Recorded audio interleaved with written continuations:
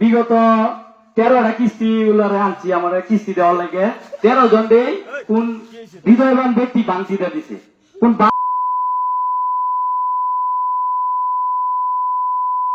আমার নাম সারুর হোসেন রাব্বি, এলাকাবাসী সবাই আমার বাপ্পি নামে পরিচিত। আমি বিগত 4 মাস যাবৎ সৌদি আরব যাওয়ার জন্য চেষ্টা করতেছি, কিন্তু কিছু টাকা শর্টের কারণে বাইরে যাইতে পারতেছি না। পরে আমি অনেক এনজিওর কাছে গেছি, এনজিওর লোক আমার বাসায় আইসে ফর্ম করছে, করার পর বলছে আমার ওই তারিখ টাকা দিয়ে যাইবো, মানে 2 দিন পরে টাকা দিয়ে যাবো। পরে এলাকার মানুষ উল্টা পাল্টা বলে দিছে, পরে আর আমার লোনটা হয় নাই। 13টা কিস্তির মতো গেছি, 13 জন ভাঙতে দিছে। পরবর্তীতে আমি রাগে গাঙ্গিটা বাজাতে মাইক আইনা পরে গালিগালাজ করছি। আমি এলাকাবাসীর গালিগালাজ করি নাই, আমি গালিগালাজ করছি যে আমার নামে উল্টা পাল্টা রিপোর্ট দিছে তাদেরকে।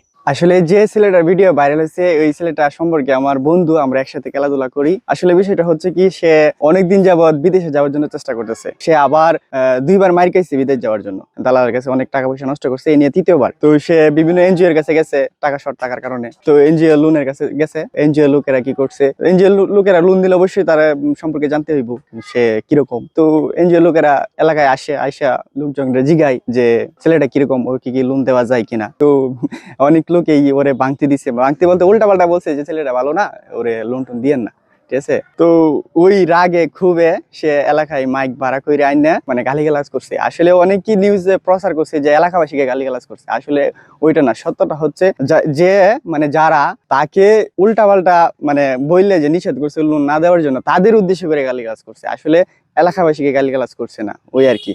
আবার এখন হচ্ছে কি, এই গালিগালাজ করার পরে বিষয়টা ভাইরাল হওয়ার পরে অনেকে তাকে লোন দেওয়ার জন্য মানে বাড়িতে আইসা বলতেছে যে আমার কাছ থেকে লোন নেও, ওই আর কি। ছোটবেলা থেকে দেখে আসতেছি ছেলেটা ভালো।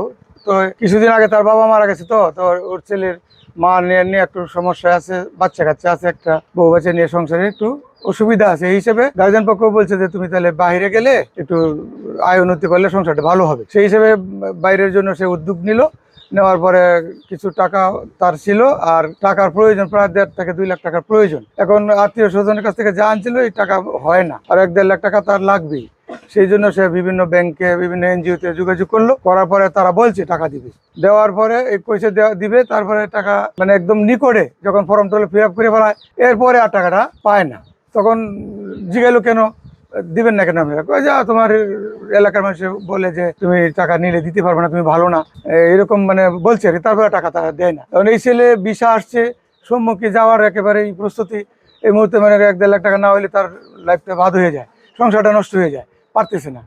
এই হিসাবে সে মনক্ষুণ্ণ হইয়া যে আমার এরকম, আমি তো কেউ 10 টাকা ক্ষতি করি নাই, কেউ 10 টাকা মারি নাই, কেউ আমাকে খারাপও বলতে পারবে না। সে আমার এইভাবে এলাকার মানুষ কে আমাকে বললো যে আমি এরকম খারাপ ছিল, আমি টাকাটা পাইলাম না। এখন যে এরকম করছে তারা সে এইভাবে মাইকিংয়ে গালাগালি করলো আর কি, কিন্তু মনের কষ্টে গালাগালি করছে। এমনি ছেলে হিসেবে ভালো। এখন বিভিন্ন সংস্থা থেকে আসতেছে যে তুমি যদি টাকা নেও তাহলে আমরা দিব, এই মুহূর্তে মানে আমরা দিব। আর এলাকাবাসী তারা এখন খুব একটা কিছু খারাপ বলতেছে না, যে তার মনের কষ্ট হচ্ছে, সে হয়তো এরকম মনটা খারাপ করে গালাগালি করছে, কিন্তু ছেলে ভালো, ছেলের দিকে কোনো সমস্যা নেই।